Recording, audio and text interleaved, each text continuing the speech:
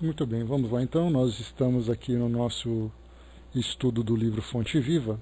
O texto de hoje é o número 170, Rotulagem.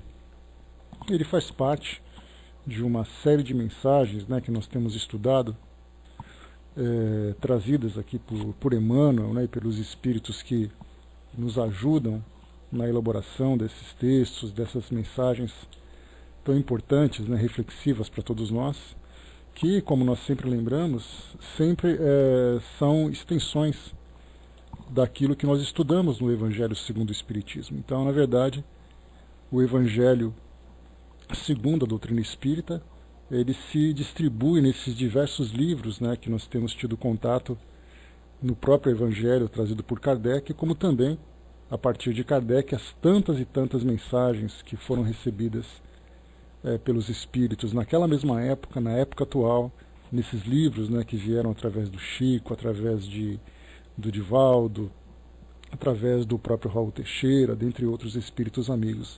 Então o Evangelho se encontra disperso, né, se encontra, na verdade, permeado, né, por toda a codificação em todos os seus aspectos. Então, nesse nosso texto de hoje, mais uma vez, né, o que Emmanuel nos chama a atenção é exatamente pelo cuidado que nós temos que ter com a vivência exterior daquilo que é trazido, daquilo que foi trazido por Jesus e daquilo também que foi trazido, né, pelos espíritos, através da doutrina espírita. Então, uma preocupação muito grande com a vivência superficial, a vivência exterior, aquela propaganda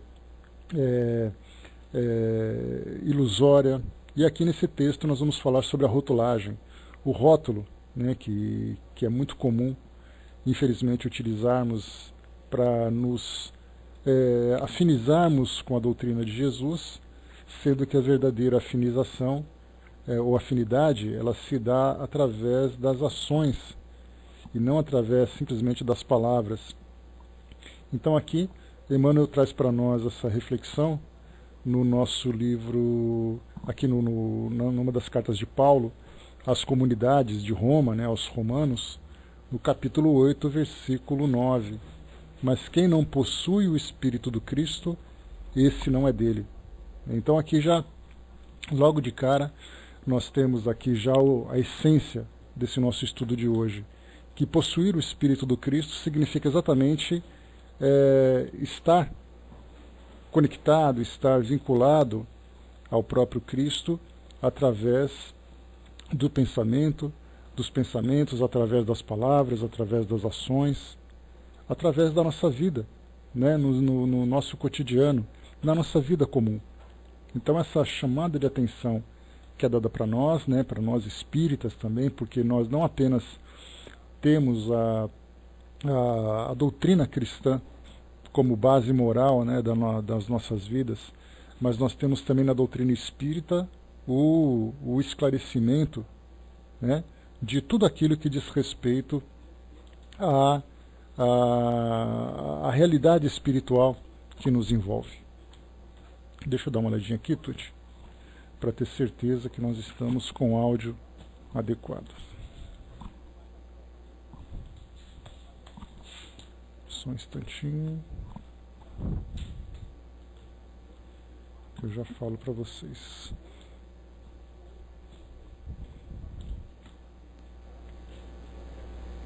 Prontinho. Estava um pouquinho baixo, sim. Melhor agora, né? Então, o que nós vemos então aqui, porque temos, como eu falei para vocês, a doutrina espírita, ela mostra para nós a nossa condição de espírito, mostra para nós a realidade que nós vivemos aqui como encarnados, fala sobre exatamente a sintonia de pensamentos, ela traz para nós uma série de esclarecimentos, e não simplesmente aquela ideia do estar com Jesus porque é algo que nós gostamos. Na verdade, muito mais do que gostar, é algo que nós necessitamos. Então nós temos uma base moral profunda e um esclarecimento extremamente abrangente para que nós tenhamos essa consciência, né, da importância de nós vivermos dentro desses mesmos padrões morais que foram trazidos para nós. E a mesma coisa também, muitas vezes nós imaginamos que aquilo que Jesus trouxe é para nós um código de obrigações, que nós temos que seguir se nós quisermos fazer, alcançar a felicidade no mundo espiritual. Na verdade, não é um código de obrigações, é simplesmente uma determinação de leis, ou melhor, é a apresentação de leis que regem o universo através dessas leis naturais que nós conhecemos, que nós temos a opção de seguirmos ou não. Então não é simplesmente aquela troca, eu me comporto dessa forma e em troca eu recebo alguma coisa. Na verdade, o nosso comportamento, o resultado do nosso comportamento vai trazer para nós as conquistas que nós desejamos. Então, na verdade, não existe alguém que fica avaliando as nossas ações. Somos nós que vamos construir aquilo que nós desejamos para a nossa vida futura, para a nossa felicidade. Então, dessa forma, ao termos um entendimento maior sobre essas leis morais, sem as fantasias que são apresentadas, sem as ilusões que são infelizmente pregadas pelo mundo afora, mas na verdade é o entendimento. Nós fazemos conhecendo simplesmente uma lei, a lei de causa e efeito. Então aqui nessa nossa mensagem, vamos aqui a ela, estudando o que Emmanuel trouxe para nós. Ele diz assim para nós: a rotulagem não tranquiliza, procuremos a essência. Há louvores em memória do Cristo em muitos estandartes que estimulam a animosidade entre irmãos. Há símbolos do Cristo em numerosos tribunais que em muitas ocasiões apenas exaltam a injustiça. Há preciosas referências ao Cristo em vozes altamente categorizadas da cultura terrestre que em nome do Evangelho procuram estender a miséria e a ignorância. Há juramentos por Cristo através de conversações que constituem vastos corredores na direção das trevas. Há invocações verbais ao Cristo em operações puramente comerciais, que são escuros atentados à harmonia da consciência.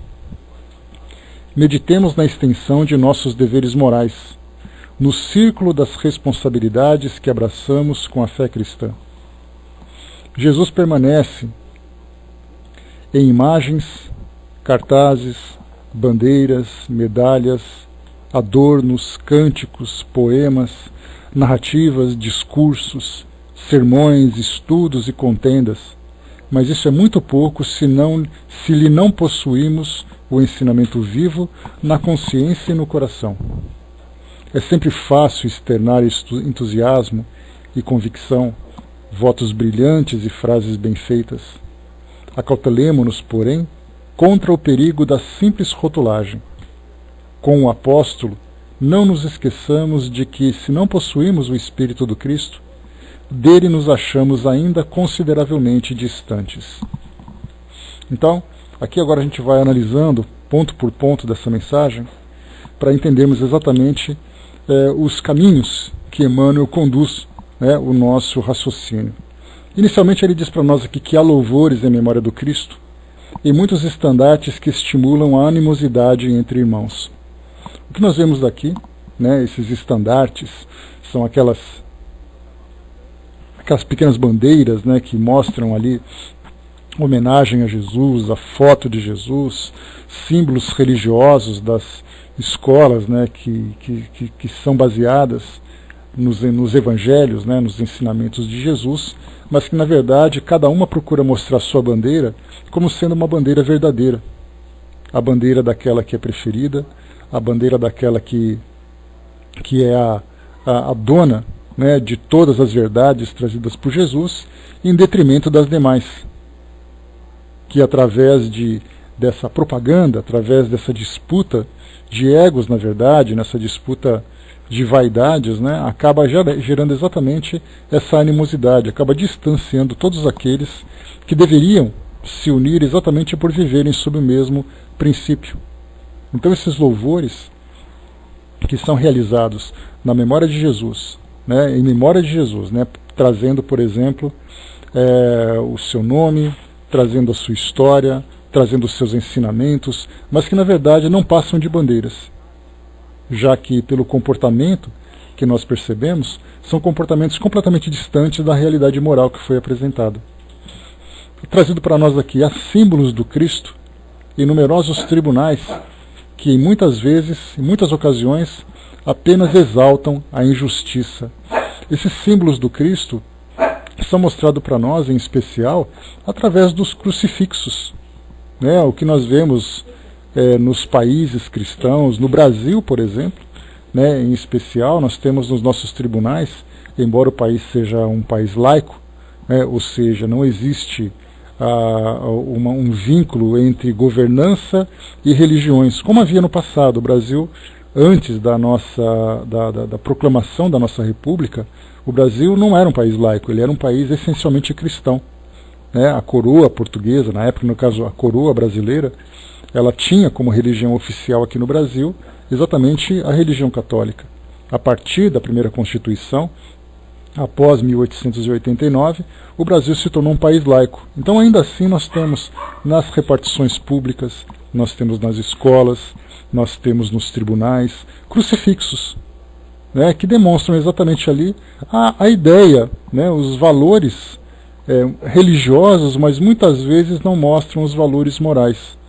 Então, nesses mesmos tribunais, nessas mesmas repartições, nessas mesmas instituições, temos o símbolo, mas não temos a vivência. Então, na verdade, símbolos que não passam de adornos, né, que simplesmente decoram. Né? Tem, né? Pois é, Tuti. Então, são muitos lugares, nós vemos em hospitais, porque, na verdade, assim, tem muitos ambientes que evocam a imagem de Jesus como sendo uma imagem consoladora, como acontece, por exemplo, nos tribunais, ou melhor, nos hospitais, para levar a tranquilidade, levar a paz, levar a confiança para aqueles que precisam. Né? Hoje muitos hospitais já não usam mais exatamente para dar aquela liberdade plurirreligiosa, aquela liberdade ecumênica para todas as pessoas, né, que frequentam ali aquele ambiente.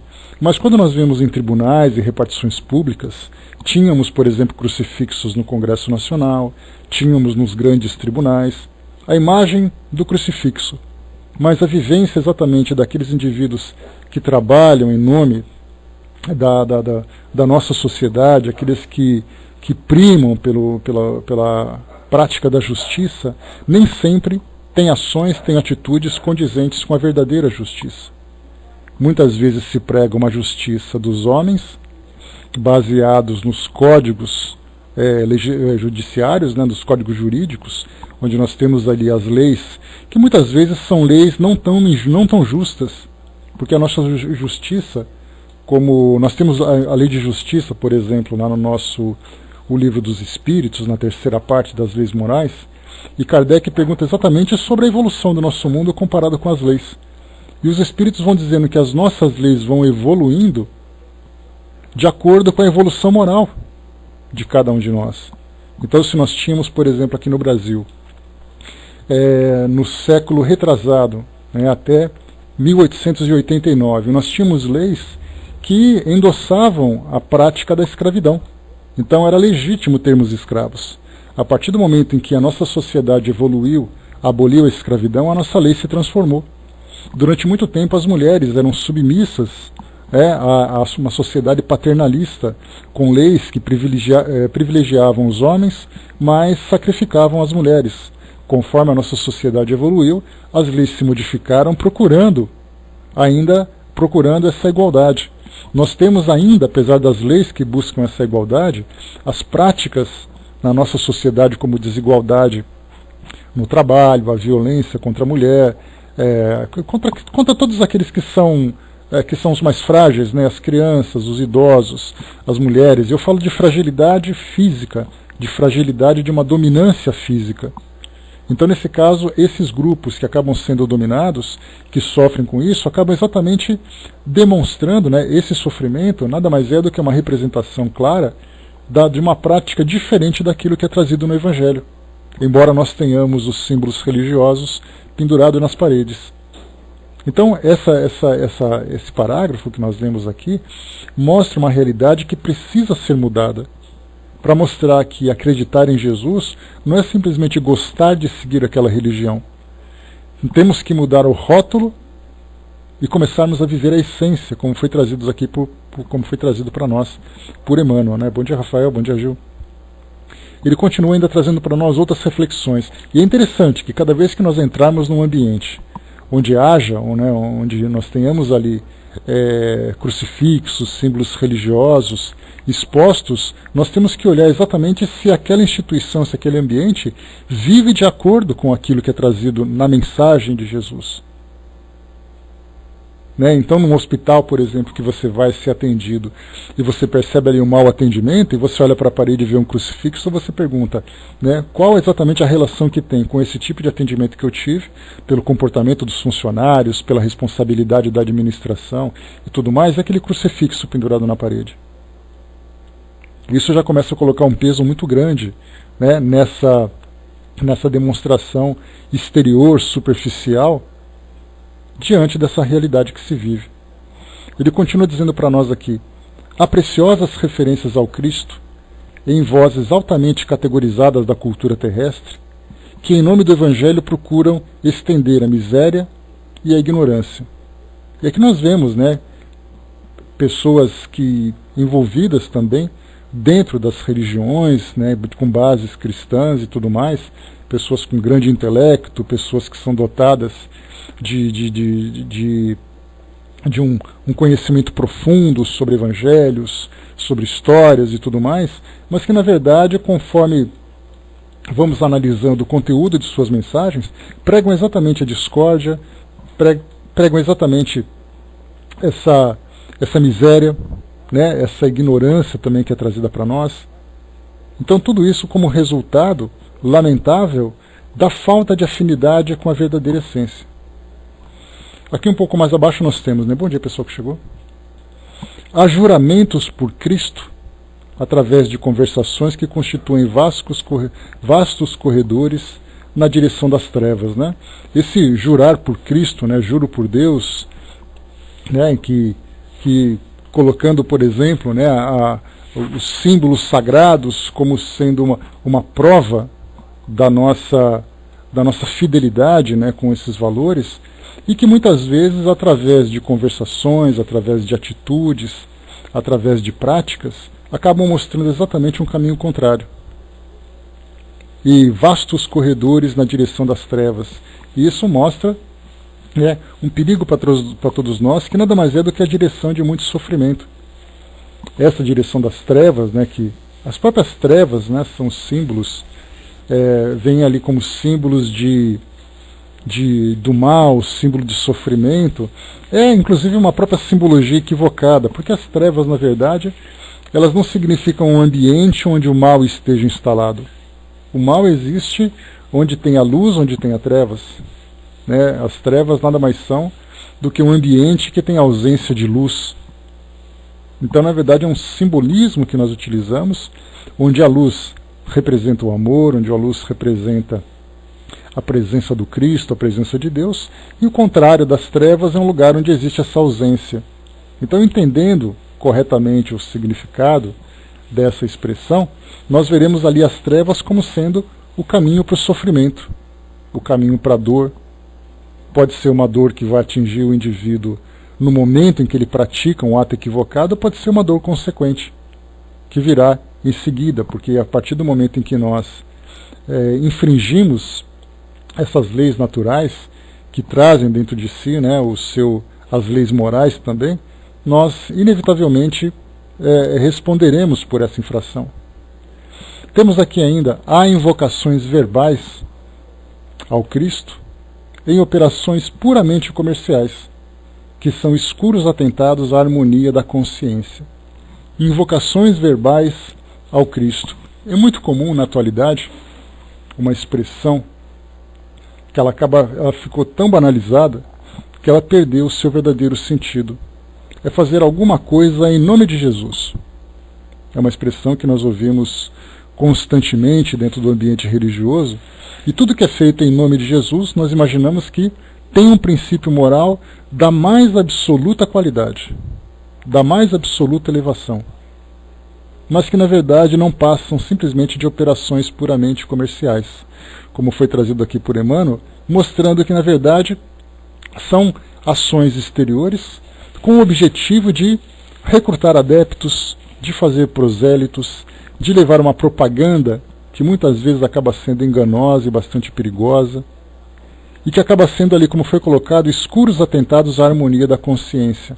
Por que isso tudo? Porque quando nós procuramos de alguma forma fazer ali conquistar as pessoas, conquistar os seus corações, conquistar as suas consciências, através de um caminho equivocado, através dessa propaganda ilusória, inevitavelmente, por ela ser ilusória por si só, ela já vai demonstrar o seu equilíbrio, que mais dia ou menos dia vai se aflorar, e aquela pessoa que seguiu por esse caminho equivocado vai se deparar com um caminho, com um caminho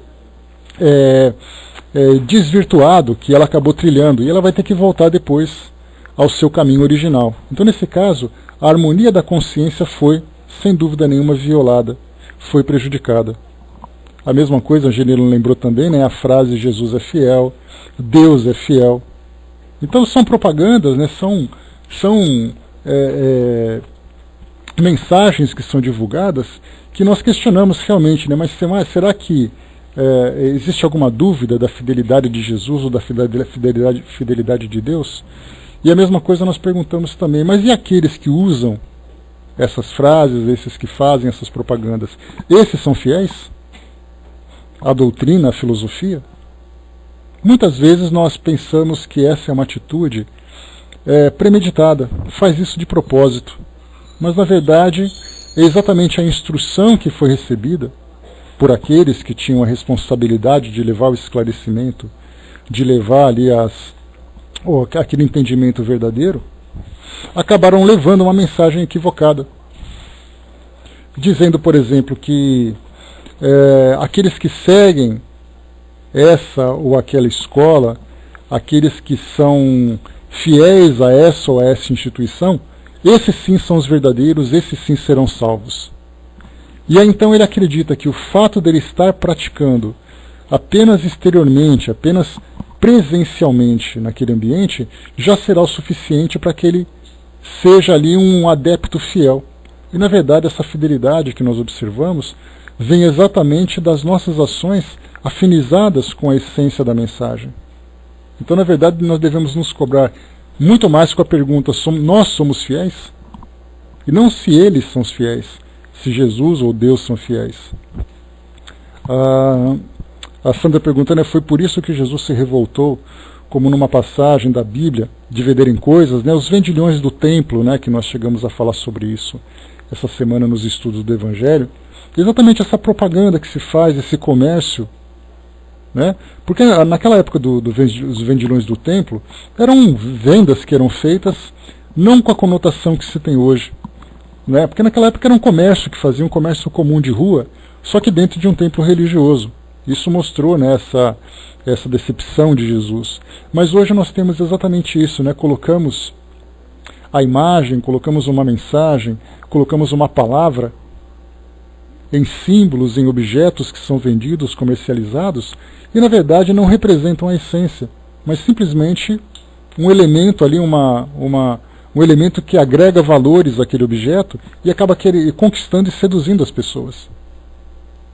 Continuando aqui, nós vamos ver um pouquinho mais, porque aqui Emmanuel traz para nós uma relação de vários exemplos para nós. Depois disso ele lembra sempre aqui, meditemos na extensão dos nossos deveres morais, no ciclo das responsabilidades que abraçamos com a fé cristã. E aqui nós inevitavelmente lembramos do Espírito Verdade, Jesus, na passagem do Evangelho segundo o Espiritismo, que diz para nós, conhece o seu verdadeiro espírita pela sua transformação moral e pelos esforços que empreende para conter as suas más inclinações. E Paulo de Tarso também disse para nós, conhece-se o verdadeiro cristão, vocês serão, olha melhor, Jesus dizendo, serão conhecidos por muitos se amarem. Então são mensagens extremamente importantes para nós, porque a partir do momento em que nós abraçamos essa filosofia, e eu sempre reforço essa ideia para vocês, para todos nós, que não devemos pensar que nós temos uma religião. Nós devemos pensar que nós temos uma filosofia de vida. nós escolhemos um modo de viver. A partir do momento em que nós escolhemos o nosso modo de viver, nós já temos na nossa consciência aquele marco dizendo para nós que é dessa forma que eu quero viver em todas as circunstâncias da minha vida. E não simplesmente dizer eu tenho essa religião, porque essa ideia da religião, ela acaba sendo para nós algo exterior. Eu tenho a minha religião, mas isso não tem nada a ver com o meu modo de viver. De um modo geral a gente vai dizer, não, mas isso é equivocado. Só que na prática nós vemos o contrário.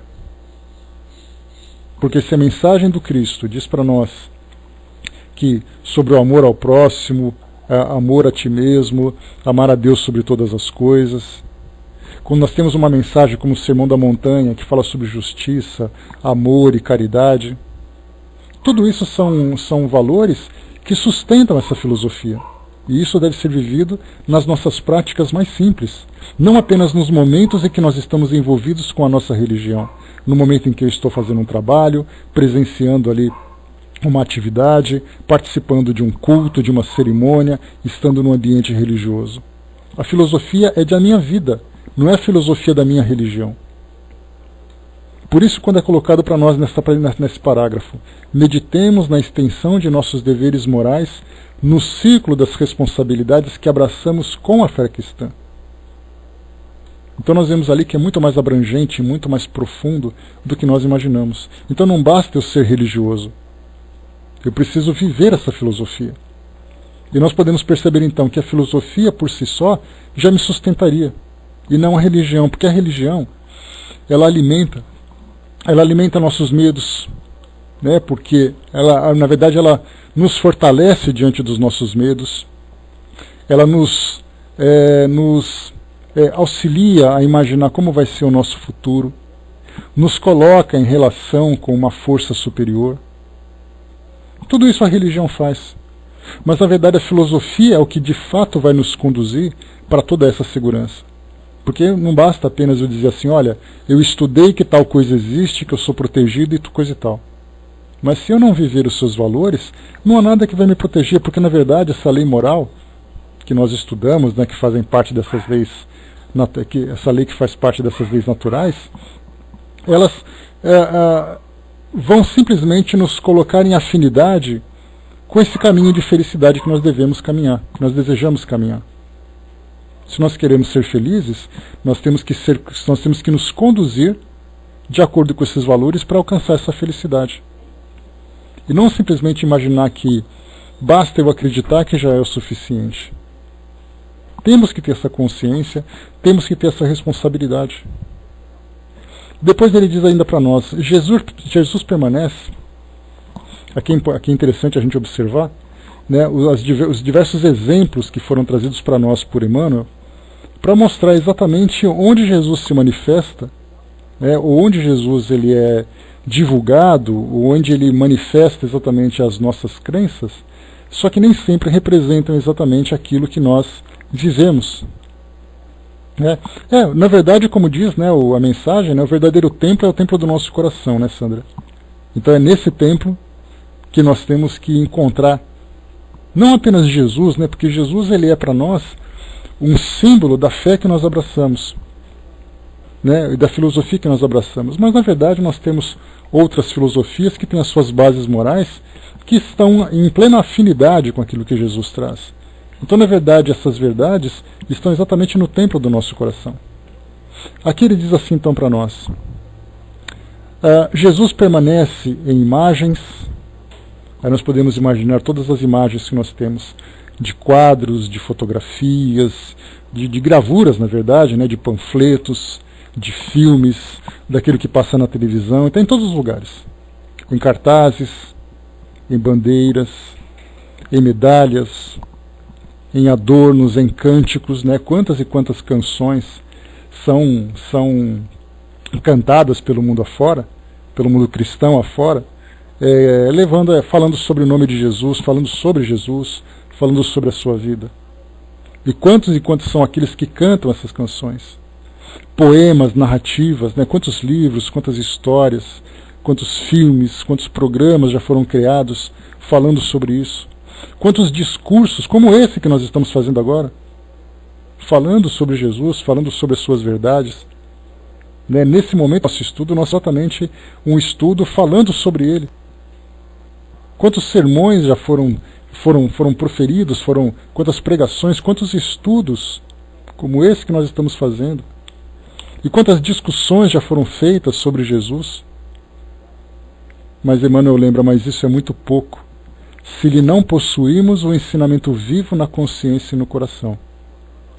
Então falarmos sobre isso hoje, para nós é muito instrutivo, muito esclarecedor, nos proporciona, né, uma oportunidade de profundas reflexões.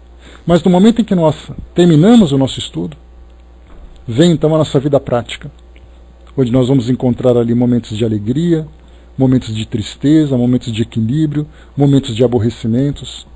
Vamos encontrar ali momentos de grande harmonia, momentos de conflitos, encontrar pessoas que são próximas, pessoas que são problemáticas.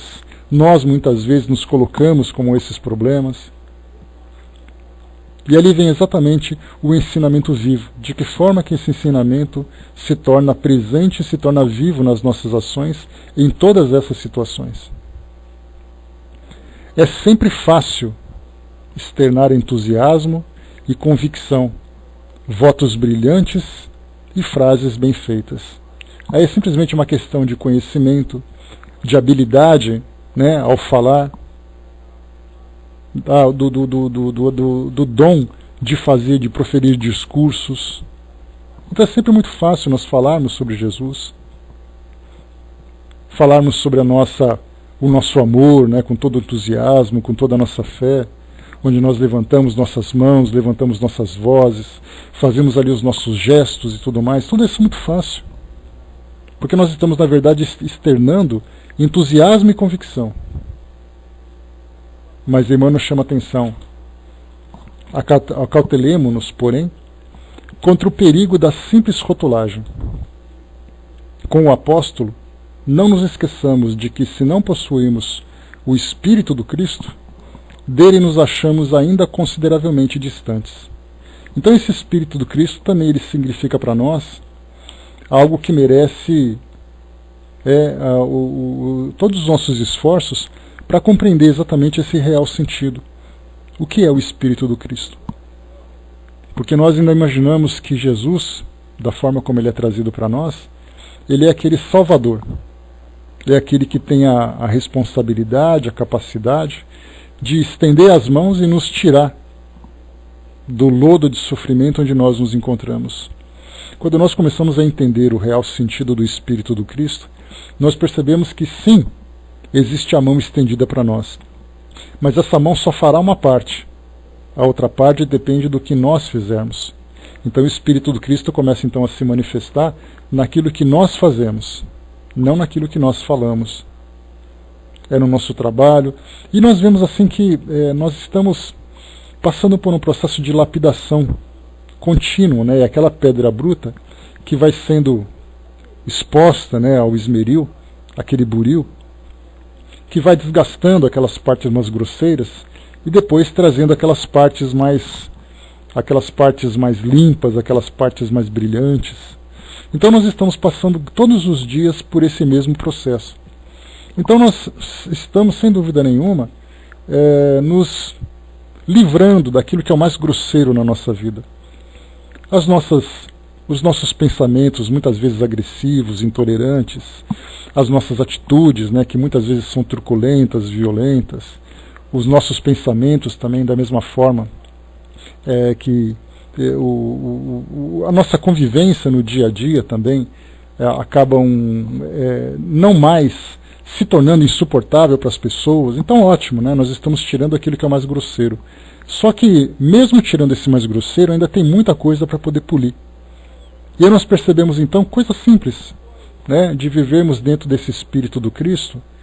No nosso ambiente de trabalho, trabalhamos com dedicação, com responsabilidade, fazendo por merecer a confiança que foi depositada em nós. Nos nossos relacionamentos, buscarmos sempre construir um relacionamento positivo, harmonioso, onde quer que nós estejamos, seja dentro de nossas casas, seja dentro do nosso trabalho, na vida social. Então aí a gente tira aquilo que é grosseiro, a gente pensa assim, bom, eu não saio mais espancando ninguém, eu não mato ninguém, eu não destruo mais nada, ótimo. Mas isso basta? Não. Porque eu continuo ainda reclamando, eu continuo apontando defeitos, eu continuo sendo intolerante com aqueles que são diferentes. Aí então nós passamos para aquela segunda camada que precisa ser desgastada, depois a terceira, depois a quarta, até chegar o momento em que nós vamos atingir o verdadeiro brilho, que é essa pureza. Porque na verdade a pureza espiritual, ela representa também essa pureza dessa pedra que inicialmente foi bruta. Então os espíritos puros foram os espíritos que foram lapidados e que demoraram muito tempo para chegar nessa condição de pureza, nesse alto valor que eles alcançaram. Então nós estamos passando por isso também. Só que nós podemos facilitar esse processo ou nós podemos dificultar. Infelizmente, a nossa limitação, a nossa falta de compreensão, a nossa ignorância, devido a essa nossa imaturidade, acaba demorando cada vez mais, dificultando cada vez mais esse processo. Então somos nós agora, com esse conhecimento que nós vamos adquirindo, que nós vamos facilitando tudo isso e vamos desejando isso também. Porque no momento em que eu começo a adquirir um valor, entendendo o seu significado, eu começo a me policiar. Esse policiamento vem exatamente aquilo, né? Vigiai e orai. A vigilância, exatamente para que nós não nos deixemos cair, como é colocado na prece do Pai Nosso, essa tentação. O que significa exatamente a tentação? Eu tenho a tentação de reclamar, eu tenho a tentação de falar mal do outro, eu tenho a tentação de muitas vezes alimentar um vício, uma tendência. Nós somos tentados constantemente. Quando a gente olha alguém no meio do trânsito e aquela pessoa comete ali um pequeno deslize, eu tenho a tentação de xingá-lo. Eu já começo pelo pensamento, que eu posso não falar fazendo aquela cara de santo, mas na minha mente ali eu já estou tirando flechas para ele. Isso é uma tentação que nós cedemos. Então no Pai Nosso, quando nós colocamos não nos deixeis cair em tentação, começa exatamente isso. Não é apenas Jesus ou Deus que vai dizer para nós, já que a prece é para o Pai Nosso, não é Deus que vai simplesmente tampar a nossa boca ou segurar o nosso pensamento para que as coisas não aconteçam. É o esclarecimento que nós adquirimos e a partir desse esclarecimento somos nós que vamos nos vigiar. Quando aquele pensamento começa a brotar, de imediato a gente tem que conter. E aí então nós vamos de fato vivendo esse Espírito do Cristo. Então deixa eu ver aqui. As personalidades de um modo geral, Angelina, atletas, artistas, pessoas públicas e tudo mais, nós percebemos que não importa qual é a propaganda que você faça, a maior propaganda que você tem é o exemplo sincero, o exemplo verdadeiro, e não apenas aquilo que é feito diante das câmeras de televisão, mas aquilo que você demonstra na convivência. Como eu falei para vocês, nós vamos passando por esse polimento até chegar o momento em que nós mantemos essa harmonia das nossas ações em situações simples do nosso dia a dia. Quando você está sozinho, diante da televisão, vendo um programa, conhece alguém por quem você tem empatia, aquele momento seu com a sua consciência vai mostrar exatamente qual é o grau de equilíbrio que você tem. Porque às vezes eu vou dizer assim, não vou falar para ninguém que eu não gosto daquela pessoa, para a pessoa não pensar mal de mim. Mas quando eu estiver sozinho com a minha própria consciência, é ali que eu vou conseguir fazer aquele meu exame pessoal, aquele meu exame íntimo, para saber exatamente qual é o grau de equilíbrio em que eu de fato me encontro. Então, situações simples que nós mostramos através dos nossos exemplos. Através do amor, através do respeito, através da humildade. Principalmente nesse mundo das personalidades, a humildade é muito complicada. Porque aí você está ali sempre sendo elogiado, sendo admirado, o nosso ego, o nosso orgulho vai inflando a nossa vaidade. Então essa demonstração pública desse comportamento equilibrado, humilde e tudo mais, realmente é algo que nos cativa. E esperamos sempre que esse tipo de comportamento seja parte do nosso cotidiano, das nossas ações mais comuns. E é uma prova muito grande, né? A gente não imagina a prova que esses espíritos estão vivendo nesse ambiente de tanto glamour, de tantas glórias. Porque ali a vaidade está sendo sempre estimulada, né? Então é importantíssimo a gente sempre viver isso em espírito. E a melhor propaganda que a gente faz, não tenhamos dúvida disso, é a propaganda dos nossos exemplos, das nossas ações. Então, fechando por aqui, pessoal, o nosso estudo de hoje. Essa nossa mensagem, então, ela fala sobre essa rotulagem. Né? Não nos coloquemos, não, eu sou espírita. Né? Ser espírita, dizer que é espírita significa muito pouco, se isso não for demonstrado através do exemplo. Dizer, por exemplo, não, porque eu amo Jesus. Então você ama de que modo? Como se demonstra esse amor de fato? Não, porque eu confio em Deus. Então mostra a confiança. Então tudo isso mostra para nós, né, que sem exemplos, sem atitudes, nada mais importa. Eu posso me comportar e não dizer para ninguém qual é a minha religião. E aí vão entender simplesmente que a minha religião é a religião do amor. Não importa qual é a base teórica, qual a filosofia que ela tem.